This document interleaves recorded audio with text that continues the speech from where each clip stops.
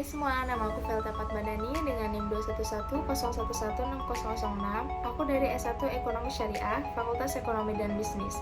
Nah, sekarang aku mau ngajak kalian nih ngobrol tentang keuangan inklusi. Kira-kira gimana ya kelanjutannya ya? Yuk, simak lanjutannya. Jadi kalian tuh penasaran gak sih kenapa aku tadi megang kartu debit?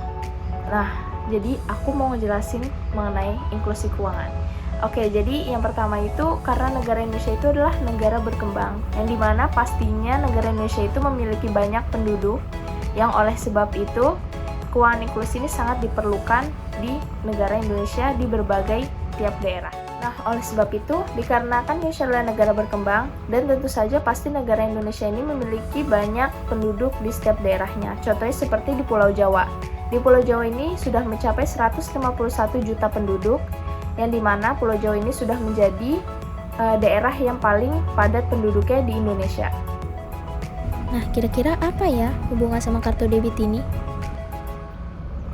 Nah, jadi kita tahu bahwa semua teknologi di dunia ini pada saat ini sudah maju dan juga sudah berkembang, terutama di dalam hal perekonomian.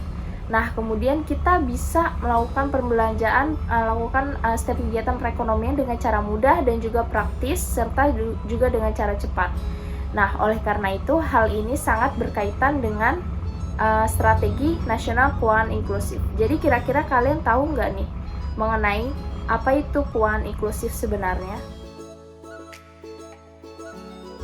Nah, jadi keuangan inklusif ini merupakan sebuah layanan yang disediakan di setiap daerah di Indonesia yang meliputi layanan dari akses perbankan, kemudian akses kredit, peminjaman kredit, asuransi, fasilitas pengiriman dan juga pembayaran, serta akses perbankan lainnya yang disediakan oleh lembaga keuangan yang formal yang diberlakukan dan dituju kepada masyarakat yang kurang mampu dalam fasilitas perbankan ini. Nah, keuangan inklusif ini bukan hanya semata-mata untuk bisa memajukan masyarakat dalam akses perbankan ini ya, namun keuangan inklusif juga bertujuan untuk bisa meningkatkan efisiensi ekonomi dan juga bisa mendukung stabilitas keuangan negara Indonesia. Nah, selanjutnya kita membahas mengenai ruang lingkup keuangan inklusif ini. Nah, menurut kalian nih, kira-kira siapa saja sih yang akan menerapkan keuangan inklusif ini? Nah, tentunya pasti yang nomor satu yaitu adalah lembaga perbankan, yang dimana lembaga perbankan ini mencakup seperti adanya Bank Indonesia, kemudian ada pihak swasta, kemudian ada kementerian yang terkait dengan perbankan ini, kemudian ada otoritas yang terkait, kemudian ada pemerintah daerah juga, serta akademisi dan juga lembaga-lembaga keuangan lainnya. Nah, kemudian kita bisa mengetahui nih apa sih visi misi dari inklusif keuangan ini. Nah, kita bisa tahu tuh yang pertama bahwa keuangan inklusif ini merupakan sebuah strategi untuk bisa meningkatkan pembangunan ekonomi di Indonesia. Kemudian keuangan inklusif ini juga menyediakan sebuah layanan dan produk yang dapat digunakan oleh masyarakat, kemudian untuk meningkatkan pengetahuan bagi masyarakat mengenai pengetahuan perekonomian ini. Selanjutnya untuk meningkatkan akses masyarakat terhadap jasa keuangan, kemudian untuk memperkuat sinergi antar bank, kemudian yang terakhir yaitu mengoptimalkan peran TIK kepada masyarakat untuk memperluas pengetahuan mereka.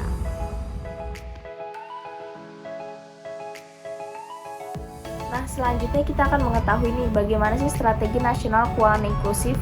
Jadi, kita sendiri tahu bahwa keuangan inklusif ini memiliki strategi, yaitu untuk mendorong pertumbuhan ekonomi di Indonesia, kemudian untuk melakukan pemerataan pendapatan masyarakat di Indonesia, kemudian untuk melakukan pengentasan kemiskinan dan juga meningkatkan stabilitas sistem keuangan di Indonesia.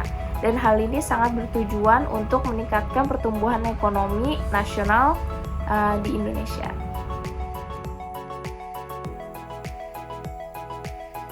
Nah, jadi di sini terdapat bagan yang merupakan hasil survei nasional literasi dan inklusi keuangan pada tahun 2022, yang dimana ini menunjukkan indeks literasi dan inklusi masyarakat yang meningkat, yang dimana hasil analisis dari survei nasional literasi dan inklusi keuangan pada tahun 2022 ini yaitu menunjukkan indeks literasi keuangan masyarakat Indonesia itu sebesar 49,68%, yang dimana angka ini naik dibandingkan pada tahun 2019 yang hanya mencapai 38,03%. Sementara, indeks inklusi keuangan pada tahun ini mencapai 85,10%, dan hal ini meningkat dibandingkan periode Survei Nasional Literasi Inklusi Keuangan di tahun sebelumnya, yaitu mencapai 76,19%. Hal tersebut menunjukkan gap ataupun jarak antara tingkat literasi dan tingkat inklusi yang semakin menurun, dari 38,16% di tahun 2019 menjadi 35,42% di tahun 2022. Jadi strategi keuangan inklusif ini lebih ditekankan dan lebih dituju kepada masyarakat yang memiliki banyak kendala untuk bisa mengakses segala jenis perekonomian. Contohnya itu seperti debit dan kredit. Keuangan untuk debit dan kredit ini tidak semua masyarakat dapat menjangkau pembayaran dengan menggunakan kartu debit dan kredit. Oleh karena itu, keuangan inklusif ini perlu ditekankan kepada kelompok yang sasarannya ini memiliki beberapa karakteristik, itu seperti tidak memiliki kemampuan untuk bisa menabung, kemudian untuk akses ke kredit itu kurang, kemudian untuk kebutuhan asuransi itu juga masih kurang, dan juga kebutuhan pengiriman uang itu yang standarnya masih rendah, serta rendahnya literasi keuangan.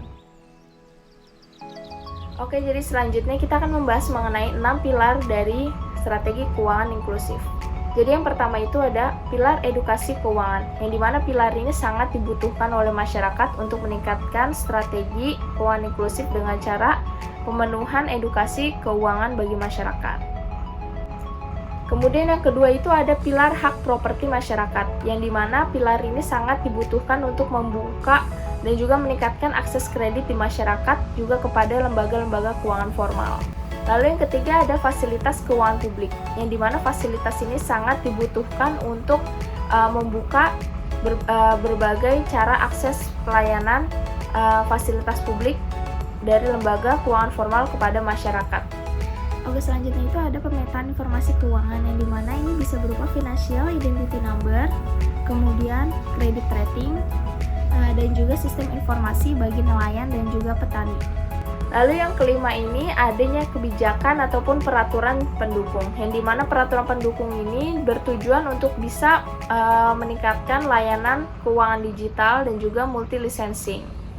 Oke, jadi yang keenam itu adalah perlindungan konsumen, yang dimana ini dilakukan dengan cara mediasi perbankan dan juga melakukan transparansi produk perbankan. Nah, jadi dalam strategi nasional keuangan inklusif ini terdapat 3 golongan masyarakat yang sangat dituju pemerintah untuk bisa mencapai tujuan dari strategi keuangan inklusif ini, yang dimana yang pertama ada masyarakat miskin berpenghasilan rendah, kemudian masyarakat miskin yang produktif, serta masyarakat yang hampir miskin, yang dimana ketiganya ini sangat berdampak terhadap perkembangan masyarakat di Indonesia dan juga perekonomian masyarakat di Indonesia.